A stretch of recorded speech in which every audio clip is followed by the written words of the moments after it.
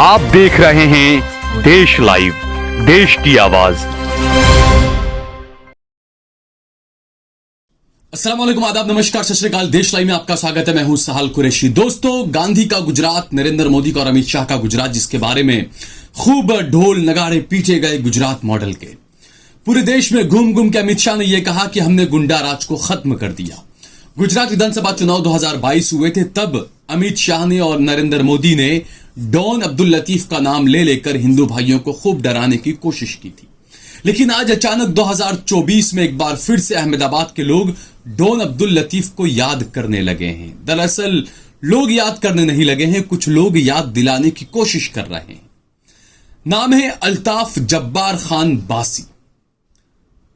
जिस इलाके में रहता है, गोमतीपुर बापूनगर ये इलाका है, वहां पर एक कब्रिस्तान है, 4 तोड़ा कब्रिस्तान जिसे कहा जाता है। उस कब्रिस्तान की जमीन पर 100 करोड़ रुपए का घोटाला हुआ है, यह आरोप लगाया है वहीं के एक स्थानिक ने। अकबर अली उनका नाम है, जिन्होंने कहा है कि इस जमीन पर 100 करोड़ रुपए का घोटाला है। इस जमीन को कुछ लोग हथियाना चाहते हैं और इसीलिए वो मामूली गुंडे से डॉन बनने की कोशिश कर रहे अल्ताफ बासी का लोग इस्तेमाल कर रहे हैं। पिछले कुछ महीनों से लगातार अल्ताफ बासी सुर्खियों में रहा, कब्रिस्तान की जमीन को खाली करवाने को लेकर। अल्ताफ बासी आए दिन 4 तोड़ा कब्रिस्तान में घुस जाता था, लोगों के साथ में मारपीट करता था।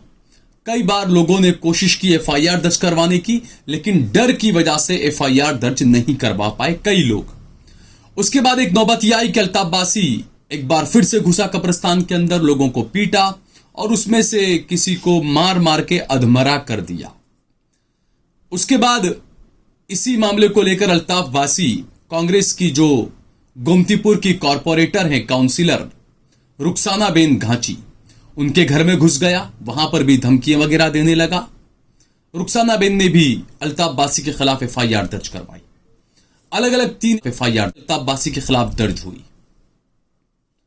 लोग कहते हैं कि अब्दुल लतीफ का दौर याद करिए।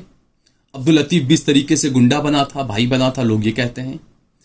लेकिन मैं जाती तौर पर ना मैं लतीफ का समर्थन करता हूं, ना ही मैं अल्ताफ बासी का समर्थन करता हूं। लेकिन जो साफ साफ नजर आता है वो ये था कि अब्दुल लतीफ को लोग पसंद करते थे। शायद यही वजह थी कि वो एक साथ कई सारी सीटों पर खड़ा हुआ म्युनिसिपैलिटी के चुनाव में और 5 से ज्यादा सीटों पर जीत कर आया। अल्ताफ बासी अपना खुद की सीट पर एक चुनाव भी नहीं जीत पाया। पिछली बार जब अहमदाबाद म्युनिसिपल कॉरपोरेशन के जो चुनाव हुए थे, अल्ताफ बासी उसमें AIMIM के टिकट पर लड़ा था चुनाव, और उस वक्त जो है 12,000 वोट अल्ताफ बासी को मिले थे। 2,000 वोटों से अल्ताफ बासी कांग्रेस के उम्मीदवार के सामने हार गया था। उसके बाद जब विधानसभा चुनाव हुए 2022 के, तो अल्ताफ बासी समाजवादी पार्टी के टिकट से लड़ा। अल्ताफ बासी को 3600 वोट मिले और इन 3600 वोटों की वजह से वहां पर कांग्रेस के जो विधायक रह चुके थे, जो सिटिंग MLA थे, सिटिंग विधायक थे, हिम्मत सिंह पटेल, वो चुनाव हार गए। तो ये आप गणित समझ सकते हैं किस तरीके से लोगों को खड़ा कराया जाता है। मौजूदा 2024 के चुनाव में अल्ताफ बासी अलग अलग इलाकों में घुसा, उस पर आरोप लगा कि वो बहरामपुरा में गया और वहां पर लोगों के टेबल वगैरह तोड़ने लगा, और उसने कहा कि पोलिंग बूथ के कोई टेबल नहीं लगेंगे, और मुसलमानों को वोट देने से रोकने की कोशिश की गई। जगह जगह पर यह खबरें आई। ये मैं बात कर रहा हूं गुजरात की। गुजरात का लॉ एंड ऑर्डर कैसा है ये आप देखिए। लेकिन चुनाव से एक दिन पहले अल्ताफ बासी का एक वीडियो वायरल हुआ, जिसमें अल्ताफ बासी ने फेसबुक पर लाइव किया। उसमें वो नरेंद्र मोदी की, अमित शाह की और गुजरात के लॉ एंड ऑर्डर की तारीफें कर रहा था। हमारे देश के प्रधानमंत्री अच्छे इंसान हैं, अच्छी तरीके से उनको सपोर्ट करो और अच्छी तरीके से उनका पूरे वर्ल्ड में काम करो। हमारे देश के गृह राज्य मंत्री है, वो भी कम से कम 7-8 लाख वोटों से जीतेंगे। 400 के लगभग सीटें आएगी, ये कंफर्म है। इतने साल हमने कांग्रेस को वोट दिया, एक बार हम बीजेपी को वोट तो दे रहे, हमारे प्रधानमंत्री को वोट दे रहे। हमारे यहाँ की पुलिस एकदम चुस्त पावरफुल है।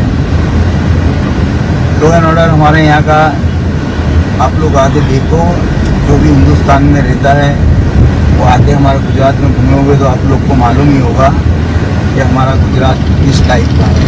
ભારતીય જનતા પાર્ટીની સરકાર આવી અને સમગ્ર ગુજરાતની અંદરથી માફિયાઓ, દાદાઓ અને ગુંડાઓને સમાપ્ત કરવાનું કામ આ ભારતીય જનતા પાર્ટીની સરકારે આજે સમગ્ર ગુજરાત અને સૌરાષ્ટ્રમાં દાદાઓ હોય તો એક જ દાદો ગામડામાં હનુમાન દાદા સિવાય કોઈ દાદા નથી। ये बार बार 100 नंबर पे फ़ोन करते, हैरान परेशान करते, काम में रोड़ा डालते और इस तरीके से हमारा माइंड अपसेट हो रहा है। और इसको मेरी खामोशी को मेरे को डर मत समझना। जब मैं अपने जुनून में आ जाऊंगा ना तो याद रख लेना, कोई बच नहीं पाएगा। इतना कान खोल के सुन ले वे कि जो भी कब्रिस्तान के आड़े आएगा, कब्रिस्तान के काम में आड़ा आएगा, उसको हम छोड़ेंगे नहीं। कोई छोड़े या नहीं छोड़े, मैं नहीं छोड़ूंगा। ये वीडियो में लाइव बोल रहा हूं, मैं सुन ले वे। सर से ऊपर पानी चला गया है। जिस दिन मेरा दिमाग घूम गया ना, उस दिन सबको रोड पे मालूम पड़ जाएगा कौन भारी पहलवान है कौन नहीं है। या छेली बार मैं लाइव बोल रहा हूं कि कब्रिस्तान के अंदर कोई भी इंटरफेयर करेगा उसको देखा जाएगा, उसकी माँ ने दूध पिलाया होगा, देख लूंगा।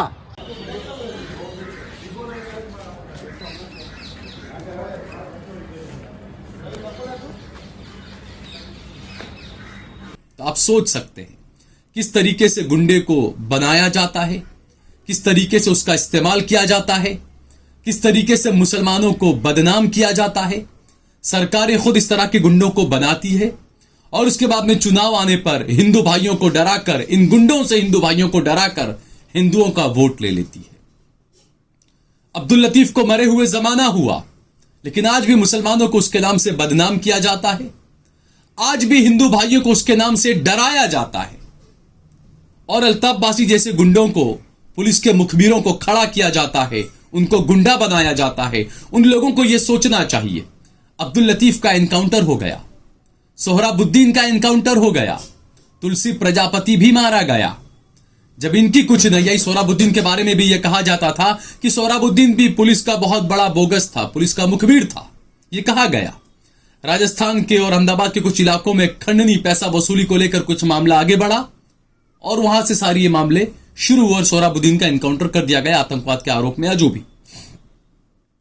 तो ऐसे जो गुंडे होते हैं जिनको भाई बनने का शौक होता है, उन्हें यह जान लेना चाहिए कि उनका अंजाम अच्छा नहीं होगा। जब तक तुम काम के हो, तुमसे काम करवाया जाएगा, तुमको अच्छे से निचोड़ लिया जाएगा सत्ता पक्ष की तरफ से या राजनेताओं की तरफ से या राजनेताओं का समर्थन करने वाले कुछ समाज के जो आगेवान, जो रहबर बनते हैं, उनकी तरफ से आपको इस्तेमाल किया जाएगा, आपको निचोड़ लिया जाएगा। उसके बाद में आप ठिकाने लगा दिए जाओगे। जो लोग आपको इस्तेमाल कर रहे थे उसमें से एक भी आपके परिवार के पास जाकर खड़ा नहीं रहेगा। अल्ताफ बासी के लिए यह कहा जाता है कि उसका इतनी ज्यादा पहुंच थी उसकी पुलिस के अंदर कि जब वो क्राइम वगैरह या कहीं डीसीपी वगैरह से मिलने जाता था तो पीआई वगैरह तो उठकर रूम से बाहर आ जाते थे। इतना ताप बताया जाता अल्ताफ बासी का था, वो जहां चाहे जो चाहे करता था। 2017 में एक मामला सामने आया था कि 2017 में अल्ताफ बासी और उसके साथियों ने कामदार मैदान के करीब सादिक शेख नाम के व्यक्ति को गोली मारकर उसकी हत्या कर दी थी। उसी वक्त सादिक शेख का भाई आरिफ शेख भी साथ में मौजूद था, लेकिन आरिफ बच गया गोली लगने के बाद और वीएस अस्पताल में उसने अल्ताफ बासी के खिलाफ गवाही दी। लेकिन उसके बाद भी क्या हुआ? बहरहाल मामला आगे बढ़ा, कब्रिस्तान में 100 करोड़ के घोटाले के आरोप लगे, अल्ताफ बासी की गिरफ्तारी हुई पिटाई वगैरह को लेकर। क्राइम ब्रांच ने कहा कि हम जांच कर रहे हैं कि ये जो 4 तोड़ा कब्रिस्तान है इसको खाली कराने की सुपारी अल्ताफ बासी को किसने दी, ये क्राइम ब्रांच कह रही है। जबकि यह साफ है, अहमदाबाद सुन्नी वक्फ कमेटी ने अल्ताफ बासी को लगाया था जमीन खाली करने में। ये तमाम चीजें बिल्कुल साफ है। इसको लेकर अहमदाबाद सुन्नी वक्फ कमेटी की तरफ से प्रेस कॉन्फ्रेंस भी की गई, आपको आगे वो भी बताऊंगा मैं। लेकिन जो तमाम चीजें हुई, जो तमाम चीजें हो रही है, एक महिला कॉरपोरेटर के घर में घुसकर वो दादागिरी कर रहा है, पुलिस ने ही उसको बढ़ावा दिया। अल्ताफ बासी ने जज के सामने कहा कि मुझे पुलिस ने टॉर्चर किया, मुझे करंट के शॉक लगाए गए। अगर ऐसा किया है तो बिल्कुल पुलिस को ऐसा नहीं करना चाहिए, थर्ड डिग्री इस्तेमाल नहीं करनी चाहिए, चाहे वो कितना भी बड़ा आरोपी क्यों नहीं है। दूसरा, खबर यह आई कि अल्ताफ बासी को जमानत भी मिल गई। हालांकि यह कहा जा रहा है कि जो बॉन्ड की रकम भरनी थी वो रकम अल्ताफ बासी ने नहीं भरी, इस वजह से उसको जेल भेज दिया गया। अल्ताफ बासी पर 16 मामले दर्ज हैं, जिनमें से 13 मामलों में अल्ताफ बासी की गिरफ्तारी हुई है, 3 और मामले बचे हुए हैं। क्या अल्ताफ बासी को जमानत मिलेगी, वो जेल से बाहर निकलेगा, उसके बाद में दूसरे 1-2 और मामलों में उसको गिरफ्तार कर लिया जाएगा, या पुलिस के रहमो करम पर, सत्ता पक्ष के रहमो करम पर वो बाहर आ जाएगा? ये सवाल उठना भी लाजमी है, क्योंकि आप याद करिए मौलाना सलमान अजहरी साहब को सिर्फ एक भाषण उनका कहीं तोड़ मरोड़ के बताया गया, या जो भी एक भाषण देने को लेकर उनको गिरफ्तार कर लिया गया, और एक के बाद उन पर 3 मामले एक के बाद एक लगा दिए गए और उन्हें पासा में जेल में ठूंस दिया गया। मौलाना सलमान अजहरी तो इस तरीके से अपने गुंडों को लेकर किसी को मार पिटाई करने नहीं गए थे ना। तो अब देखना ही होगा आगे क्या क्या होता है। लेकिन मैं आपको बता रहा हूं कि कब्रिस्तान की जमीन पर कब्जा करने की यह लड़ाई है, यह लोगों का कहना है। वहां जो मकान है 50-55 जो भी लोग रहते हैं या 100-200 लोग रहते हैं, मैंने वक्फ कमेटी की प्रेस कॉन्फ्रेंस में यह सवाल भी किया था कि कब्रिस्तान में जो लोग रह रहे हैं, 2002 में जब गुजरात में दंगे हुए थे, पूरे गुजरात से लोग भाग भाग कर आकर अहमदाबाद के अलग अलग कब्रिस्तानों में आकर बसे थे, तो क्या उनको मकान देना ये सरकार की जिम्मेदारी नहीं है? क्या वक्फ कमेटियों को, वक्फ बोर्ड को आगे आकर सरकार से बातचीत करके इन लोगों को मकान नहीं दिलाना चाहिए? यह सवाल उठना भी लाजमी है। ऐसे गुंडों को वक्फ कमेटी ने क्यों जमीन को खाली करवाने में बीच में डाला? कुछ लोगों ने यह भी कहा कि बापूनगर के बीजेपी के विधायक हैं, वो भी जमीन खाली कराने का जिम्मा उठाए हुए थे। कुछ लोगों ने यह आरोप लगाया, कुछ लोगों को मैंने ये कहते हुए सुना। हकीकत क्या है मैं इसकी पुष्टि नहीं कर सकता, लेकिन जो चीजें चल रही है, जो बातें सामने आ रही है, ये क्या वजूद की लड़ाई है या क्या वक्फ की जमीनों की जो बंदरबाट होती है ये उसकी लड़ाई है? ये देखने वाली बात होगी। सबसे पहले इस मामले में अहमदाबाद म्यूनिसिपैलिटी के जो विरोध पक्ष के जो नेता हैं, नेता विपक्ष हैं, शहजाद खान पठान, उन्होंने जिस इलाके में जाने की कोई हिम्मत नहीं कर सकता, अल्ताफ बासी के इलाके में, वहां पर शहजाद खान, दानी लिमड़ा के कांग्रेस के विधायक शैलेश परमार, हिम्मत सिंह पटेल जो कि अहमदाबाद पूर्व से कांग्रेस के लोकसभा सीट के उम्मीदवार थे, प्रत्याशी हैं, वो पहुंचे उस इलाके में गोमतीपुर में। रुखसाना घांची के घर के बाहर उन्होंने प्रेस कॉन्फ्रेंस की और इस दौरान शहजाद खान ने जो बातें कही, सीधे तौर पर उन्होंने पुलिस पर, सरकार को, लॉ एंड ऑर्डर को कटघरे में लाकर खड़ा किया। साथ ही अल्ताफ बासी जैसे गुंडों को खबरदार रहने का इशारा किया। शहजाद खान जहां से काउंसिलर हैं, उन्हीं के आसपास के इलाकों में, बहरामपुरा वगैरह में अल्ताफ बासी पर आरोप लगा था कि उसने वोट देने से लोगों को रोकने की वहां कोशिश की थी। अल्ताफ बासी का कहना है कि अमित शाह 7-8 लाख वोटों से जीतेंगे लोकसभा चुनाव। जब 7 मई को वोट डाले जा रहे थे गुजरात की गांधीनगर सीट पर, लोकसभा सीट पर, अमित शाह जहां से बीजेपी के प्रत्याशी हैं, वहां कैसा नंगा नाच हुआ था, किस तरीके से मुसलमानों को वोट देने से रोका गया था, ये सभी ने देखा था, ये सभी को पता है। तो ऐसे में किस तरीके से गुंडों का इस्तेमाल किया गया, हिंदू भाइयों को बेवकूफ बनाया गया कि हमने गुंडा राज खत्म कर दिया है, लेकिन दूसरी तरफ किस तरीके से गुंडों को पनाह दी गई गुजरात सरकार में, बीजेपी की सरकार में, इसका एक सीधा एक उदाहरण जो है वो अल्ताफ बासी है। शहजाद खान ने क्या कुछ कहा था अपनी प्रेस कॉन्फ्रेंस में, वो सुनिए। जिस तरीके से गोमतीपुर में कुछ असामाजिक लोगों ने उनके घर पर आकर गुंडागर्दी की, और चुनाव के समय, चुनाव में जब कांग्रेस पार्टी प्रजा के बीच में जाकर कांग्रेस पार्टी का संदेश जब पहुंचा रही थी, तो इन असामाजिक लोगों के द्वारा कांग्रेस पार्टी के कार्यकर्ताओं को और कांग्रेस पार्टी के जो इलेक्शन के दिन जो टेबल लगे थे उन टेबलों को तोड़ा गया। हमारे विधायक और विधानसभा के उपनेता शैलेश भाई परमार जी ने और हमारे शहर प्रमुख हिम्मत सिंह भाई ने जब पुलिस द्वारा पुलिस को कंप्लेन की गई, उसके बाद भी कोई एक्शन नहीं लिया गया। पुलिस कमिश्नर श्री को गोमतीपुर वार्ड के कॉर्पोरेटर रुखसाना बेन खुद जाकर रजूआत करके आए। कमिश्नर श्री ने आश्वासन दिया गया कि कड़क पगला लिया जाएगा, लेकिन आज उनके घर पर आकर कांग्रेस पार्टी का पूरा डेलीगेशन हमारे कॉर्पोरेटर रुखसाना बेन घाची के साथ खड़ा हुआ है। और आप ही के न्यूज़ चैनल के माध्यम से मैं उन असामाजिक तत्वों को और पुलिस को भी कांग्रेस पार्टी ये चेतावनी देना चाहती है कि जिस प्रकार से युवा धन को आप लोग ड्रग्स के माध्यम से बेरोजगार कर रहे हो, ड्रग्स के माध्यम से उनकी जिंदगी छीन रहे हो, दारू के धंधे चला रहे हो और कांग्रेस पार्टी के कार्यकर्ता और कांग्रेस पार्टी के कॉर्पोरेटर पर हमला करने की कोशिश जब आप कर रहे हो तो ये बिल्कुल चलाया नहीं जाएगा। आज हम इस मुद्दे पर हमारे कॉर्पोरेटर को मिलने आए हुए हैं।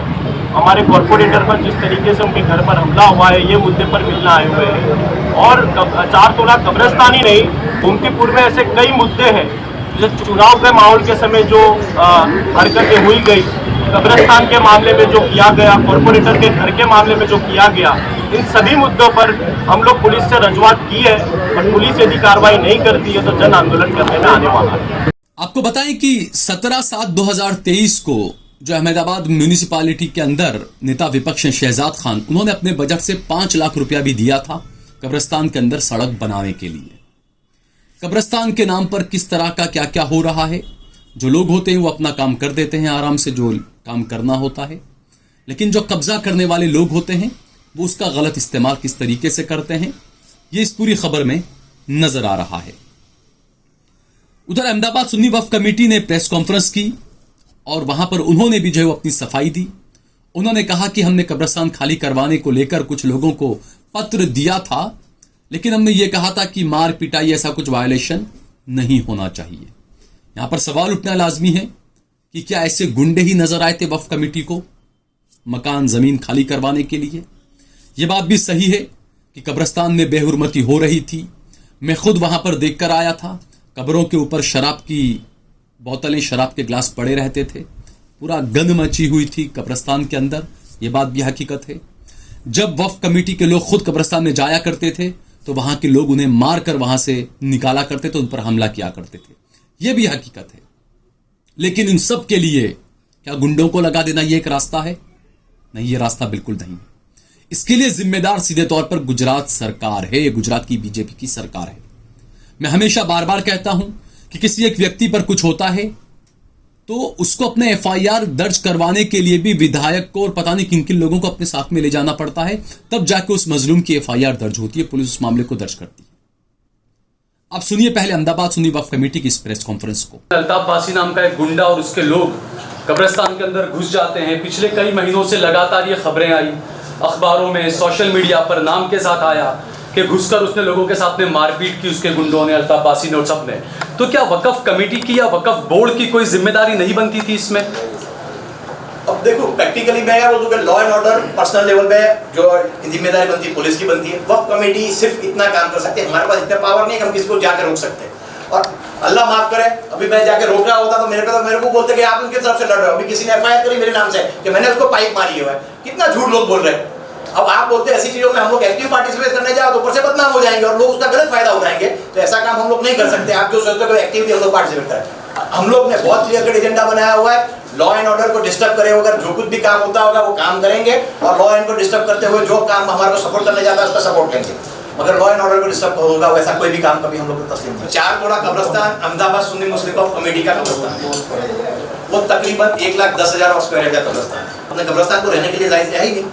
तो वो सब चीजों के नजर पे गौर करते हुए काम करना है। कब्रिस्तान के अंदर जो लोगों को अच्छे नियत से रखा था वो एहतराम से रहे होते, कब्रिस्तान की बेहुरमती नहीं कही होती। यानी कितनी बार मेरे को बोलने में भी शर्म आती, कितनी बार होता है कि वहाँ पे जाओ तो क्या होता है, तो उनके बच्चे टॉयलेट करने में बैठे होते ओपन में, वहाँ पे जाओ तो यूज कॉन्डम पड़े होते हैं, सैनिटरी नैपकिन पड़े होते हैं। क्या है कब्रिस्तान है? आप देख के आप लोगों को भी खून खौल उठेगा कि ऐसा कब्रिस्तान ऐसा होना चाहिए। 4 तोड़ा कब्रिस्तान को बहुत बुरी हालत में लोगों ने कर दिया हुआ है। इसी वजह से कितने लोगों ने ये चीज को मुहिम करी, उन्हें सफाई चलाया। जब उनने सफाई चलाई तो जब उनको पता चला कि कचरे में क्या क्या निकला और ये कचरे में ये सब निकल के देख के उनका दिल खोल उठा और उसके बाद वो हमारे पास आए, हमारे से डिस्कशन करा। हमने बहुत क्लियर कट एजेंडा बताया कि लॉ एंड ऑर्डर को डिस्टर्ब करे हुए हमने ऑफिशियल उनको लेटर दिया और ऑफिशियल लेटर देने में हर गाइडलाइन लिख के दी कि भाई इस तरह से आपके काम करना पड़ेगा, ये होगा, लॉ एंड ऑर्डर को आप हाथ में नहीं ले सकते। अनफॉर्चुनेटली मुसलमान है और सेम बात है, इंसान है, इंसान जज्बाती होता है, जज्बात में गलतियां करता है, तो किसी ना किसी लोगों ने गलतियां करता है, उसमें वक्फ कमेटी उसको तस्लीम नहीं करता, उसको तस्लीम मानता नहीं है, मगर गलत है वो गलत है। हम लोग इसलिए बोलते हैं कि मुसलमान, हर वहाँ रहने वाला भी मुसलमान है और सफरर भी मुसलमान है, तो हर मुसलमान को कॉन्फिडेंस में लेना चाहते हैं और कॉन्फिडेंस लेके हम लोग वक्फ कमेटी ये चाहते हैं कब्रिस्तान की जो मतलब रिस्पेक्ट बेरुमती होती है उसको बचाना चाहते हैं। ये हमारा से क्लियर कट एजेंडा है। वहीं अहमदाबाद क्राइम ब्रांच का कहना है कि वो जांच कर रही है कि कब्रिस्तान में ये खाली कराने की सुपारी किसने दी थी अल्ताफ बासी को, वो भी आप सुनिए। 10 और 11 मई को गोमतीपुर अहमदाबाद पुलिस स्टेशन में 3 ऑफेंस दाखिल किए गए थे। एक ऑफेंस में राइटिंग का कंपोनेंट है, दूसरे में देखा जाए तो वो घर पे गए मोबाइल छीना धाड़ का है और तीसरा दाग धमकी देने का है। इसका एक वीडियो भी वायरल हुआ था और उसमें जो मुख्य आरोपी था वो अल्ताफ जब्बर खान पठान बासी था। वो अपने 2-3 भतीजे और रफ़ीक और अलग मानसों के साथ जाता है, वहाँ पे हथियारों के साथ जाता है, पाइप हैं, लोहे की पाइप हैं और वहाँ के लोकल पब्लिक के घर में घुसता है, मोबाइल स्नैच करता है, उसके बाद धाक धमकी देता है और वहाँ से चला जाता है। उसके बाद से वो अंडरग्राउंड हो गया था।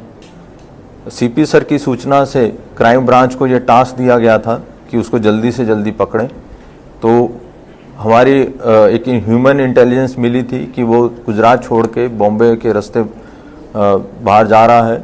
हमारी क्राइम ब्रांच ने कल रात को उसको सूरत के आसपास इंटरसेप्ट किया और उसको लेके आए हैं। आज उसको अरेस्ट कर रहे हैं, कल रिमांड की कार्रवाई करेंगे।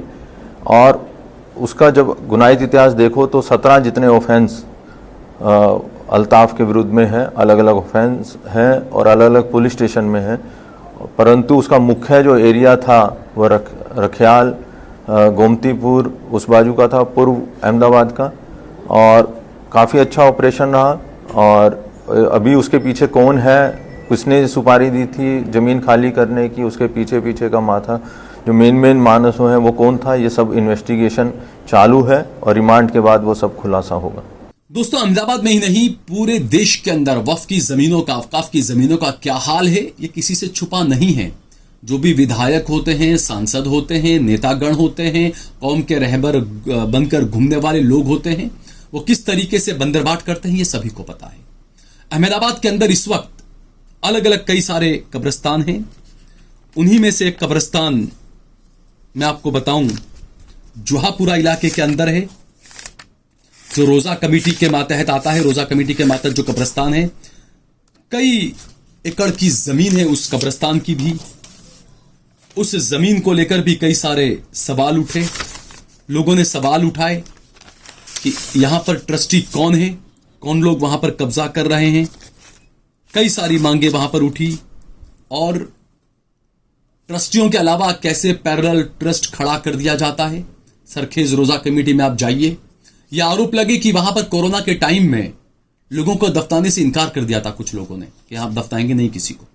तो कब्रिस्तानों को अपनी बाप की जायदाद समझ लिया है कुछ लोगों ने, टोपी लगाकर, दाढ़ी लगाकर, और दाढ़ी बिना के भी कुछ लोग, टोपी बिना के भी कुछ लोगों ने। और जो नेता बन जाता है उसको तो लगता है कि बस सब कुछ मेरा ही है, वो चाहे किसी भी पार्टी का हो। बहरहाल ये जो चीजें हो रही है, सरखेज रोजा ट्रस्ट जो मैंने बताया, 3 से 4 कब्रिस्तान है इसके, सभी पर किसका कब्जा है आज ये आसपास के लोग जानते हैं। क्या सिस्टम में बैठे हुए लोगों को नहीं पता? क्या इनके खिलाफ कोई कार्रवाई नहीं करनी चाहिए? 7 साल में ट्रस्टी बदला जाना चाहिए, लेकिन 1995 से सरखेज रोजा ट्रस्ट का एक ही ट्रस्टी चला आ रहा है, बदला नहीं गया है अब तक। वो क्यों नहीं बदला गया नहीं पता। शायद इसी वजह से, इन्हीं सब चीजों का सहारा लेकर, बहाना लेकर वक्फ एक्ट को खत्म करने की कोशिश कर रही है बीजेपी की सरकारें और मोदी की सरकार। कोई एनुअल रिपोर्ट भी कई सारे ट्रस्ट के ऐसे लोग देते नहीं हैं। कई सारे ऐसे वक्त के लोग हैं जुड़े हुए जो एनुअल रिपोर्ट भी नहीं देते हैं। जुहापुरा की ये जो रोजा कमेटी है उसके बारे में भी यही कहा जा रहा है कि एनुअल रिपोर्ट नहीं आई है, कई लोग कह रहे हैं। दूसरा, जो चीजें हो रही है, अल्ताफ बासी जैसे गुंडे को, मुखबिर को आगे बढ़ाकर सत्ता पक्ष के लोग अपना काम करवा लेते हैं। लोग कहते हैं कि बड़े लेवल का मुखबिर था, वो आईपीएस लेवल का मुखबिर था, ये तमाम चीजें कही जाती है। लेकिन ये होता है कि जब पानी सर से ऊपर जाने लगता है तो पुलिस वाले भी सोचने लगते हैं अब हम क्या करें। लेकिन मुखबिरों को बड़ा भाई समझकर डर जाना, ये आपके लिए खतरनाक है। इस बात को आप अपने दिमाग में फिट कर रखें। मुखबिरों को भाई समझकर डरने की जरूरत नहीं है। भाई यानी गुंडों वाला भाई बोल रहा हूं मैं, बड़े भाई की बात नहीं कर रहा हूं। दूसरा, जालिम को ताकतवर देखकर उसकी इताअत कर लेना, ये इस्लाम नहीं हो सकता। इस बारे में भी हमको सोचना चाहिए। ये जो चीजें हो रही है, ये सब चीजें आपने देखी, और इस खबर को ज्यादा से ज्यादा फैलाइए, लाइक करिए, कमेंट करिए, शेयर करिए। जय भारत, जय हिंद।